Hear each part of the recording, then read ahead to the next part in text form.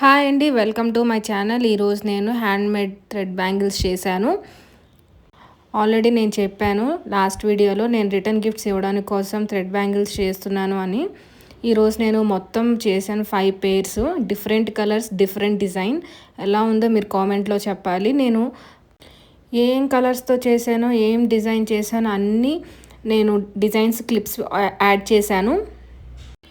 Different colour bangles చేశాను కదా డిజైన్స్తో.